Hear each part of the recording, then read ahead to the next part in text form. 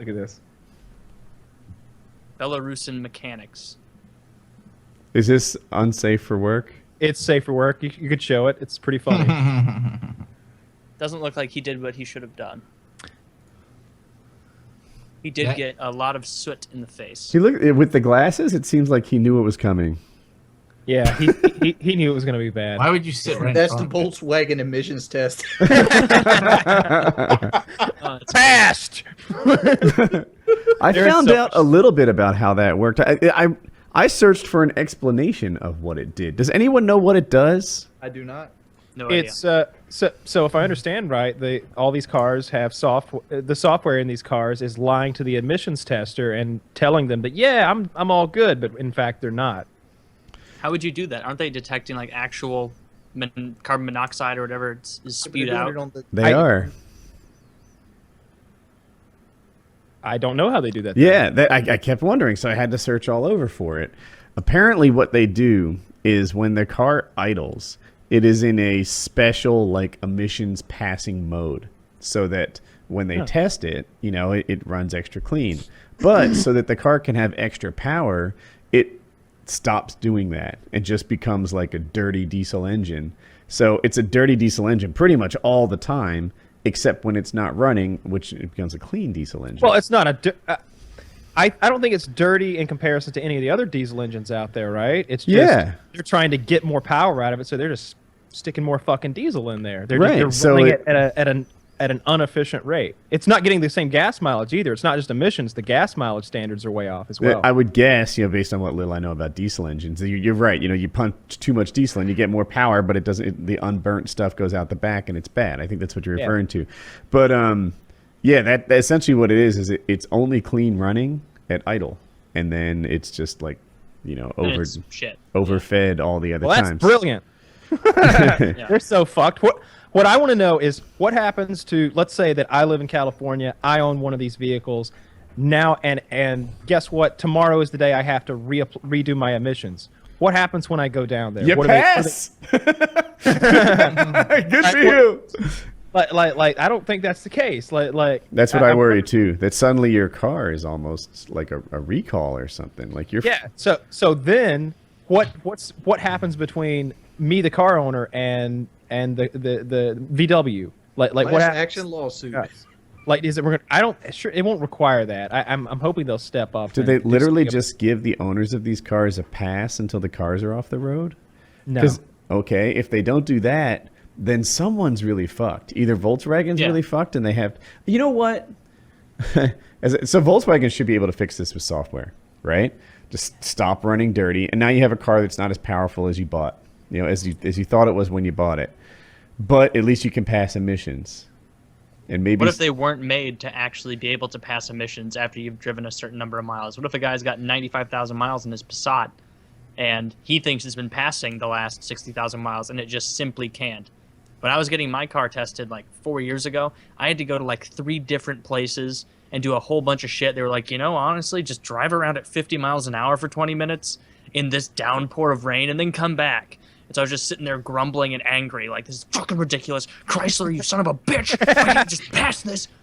And it's like, if that hadn't passed and I couldn't have gotten my license plate renewed, like, I would have been fucked. Like, not through no fault of my own. I took care of the car. It's just... How old was it? This was 2012, so it was 4 years old. Oh. Yeah. Yeah. You bought a Chrysler product. You kind of stepped on that one yourself. I kind of like it. Yeah, Wings, I'm kind of over it now. Can we do a little bit of truck talk? I feel like that's a good segue. Here's the deal, Wings. I really, really like the Rams. And I recognize that sometimes their transmissions are not as reliable. I recognize they got the 8-speed now. And that's supposed to be better. They have the Ram box, which maybe not everybody would love, but I love that thing. You're talking about the little built-in tailgate thing, where you open up the side of the bed and... Yeah, so for people that don't know, if you look in the back of a pickup truck bed, there's 2 lumps in it where the rear tires would be.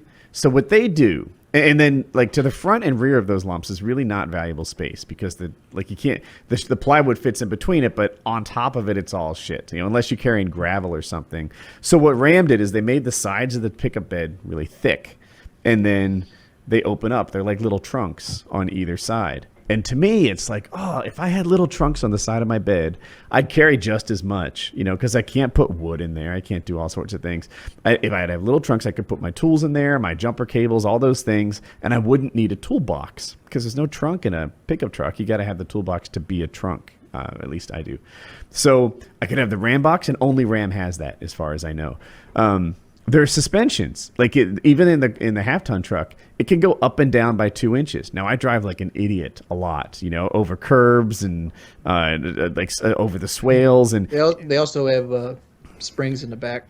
Yeah, so as part of that air suspension and the independent rear and all that fun stuff, it's not an independent rear, but it has coil springs as opposed to leaf springs, which are better.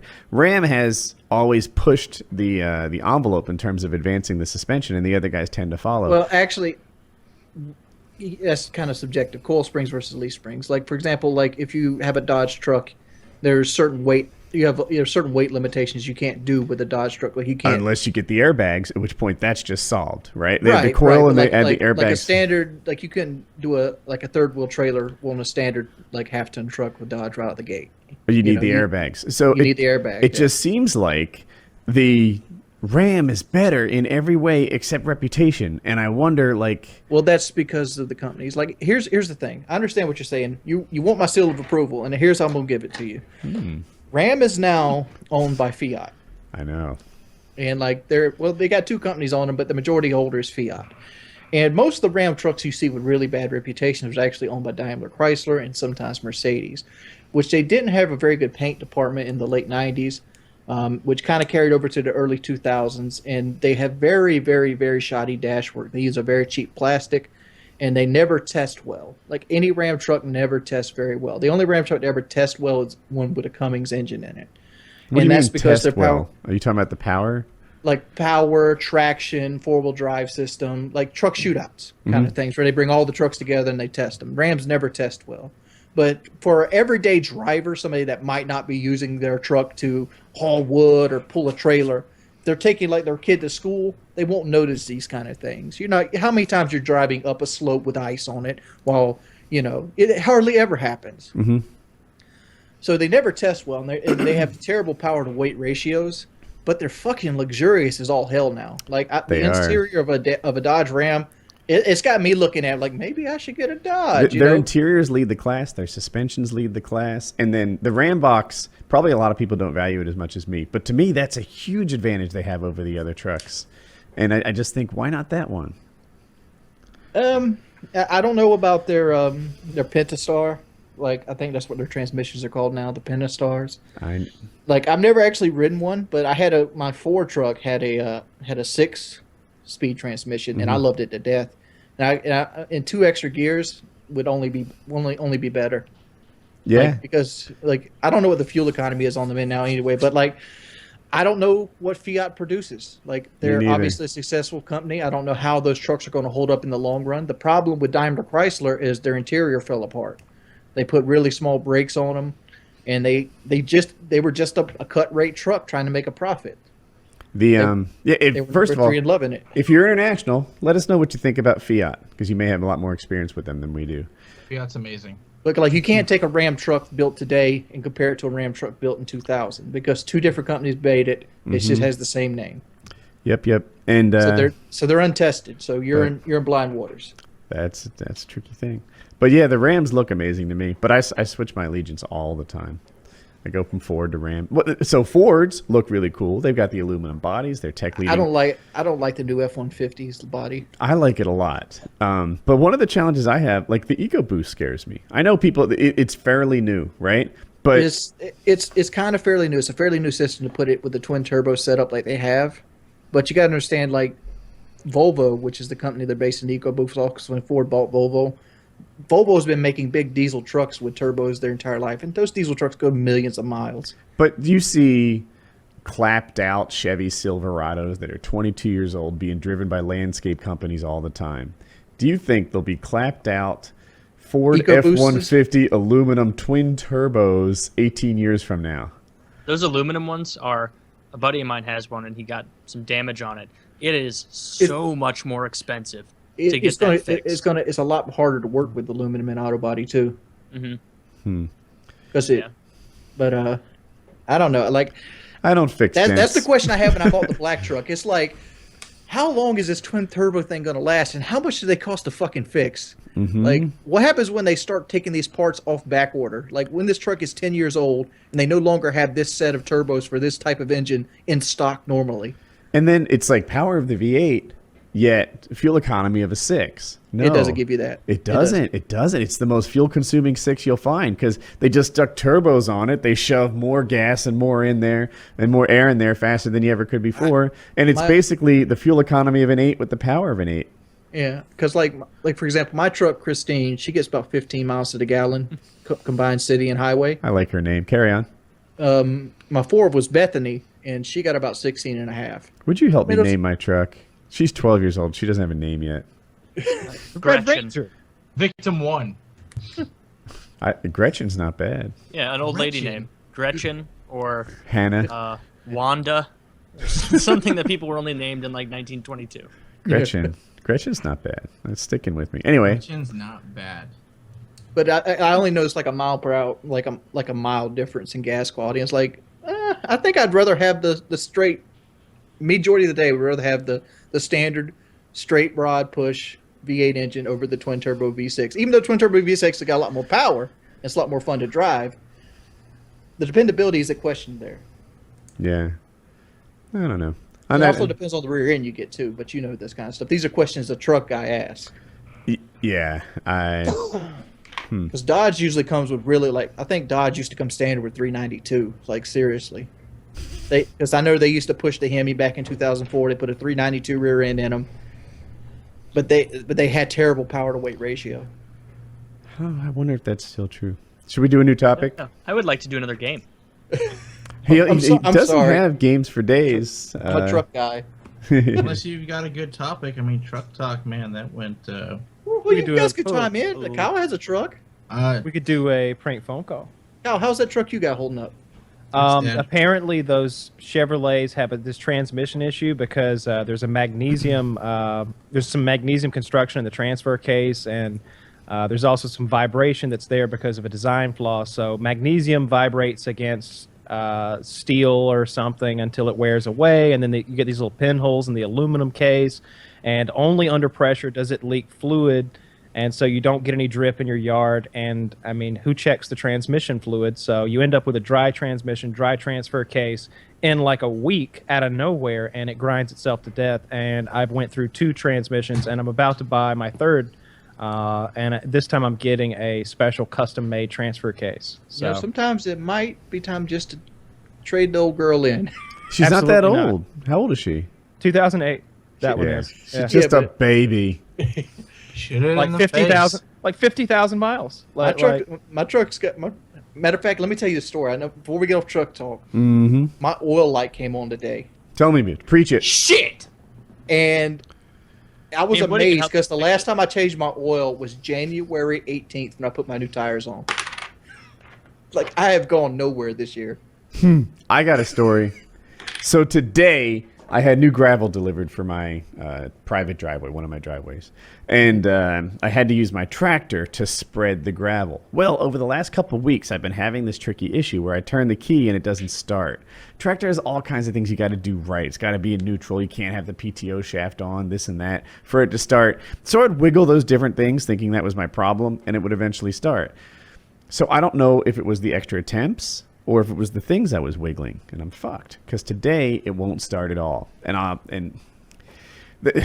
As a quick side note, the gravel has all this dirt that when it gets wet is supposed to like firm up. It's crushed granite and like become almost a concrete bed. And I didn't want it in its lumpy, unspread, shitty condition. It's raining out right now to like solidify like that. I wanted to get it right and then have it rain. It's going to be heavy rain all day tomorrow.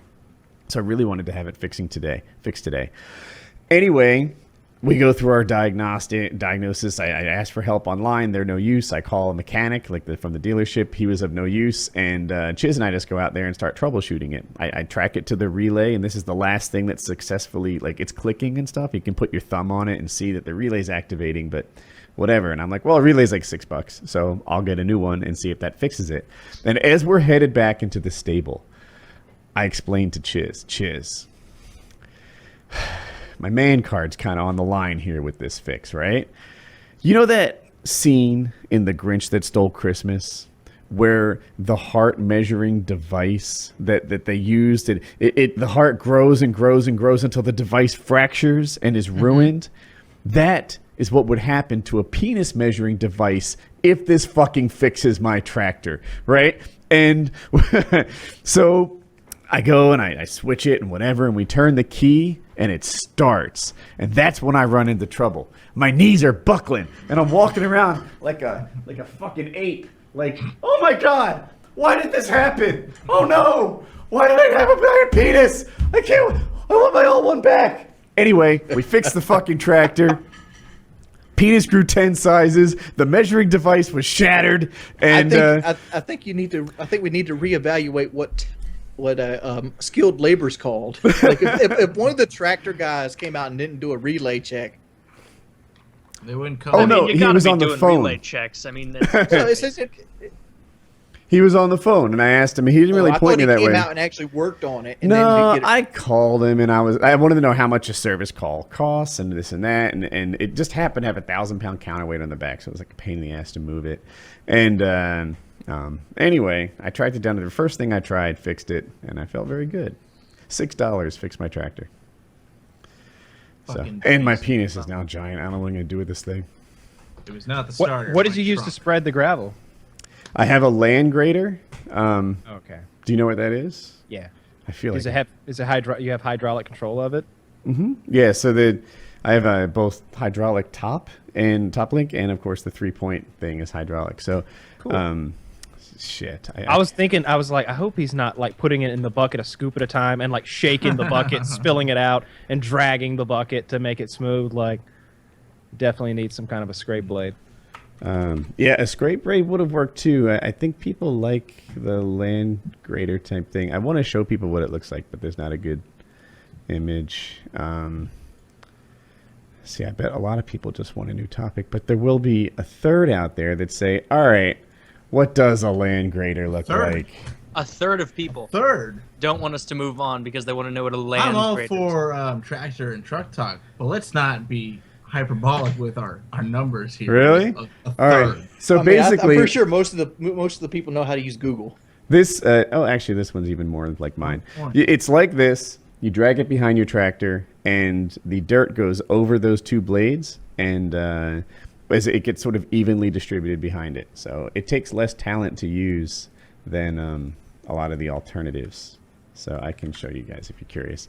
That's what it looks like. You drag it on your gravel road, pulls up the gravel, distributes it in a nice thing, and I did a real good job. My wife was impressed. Oh, wow.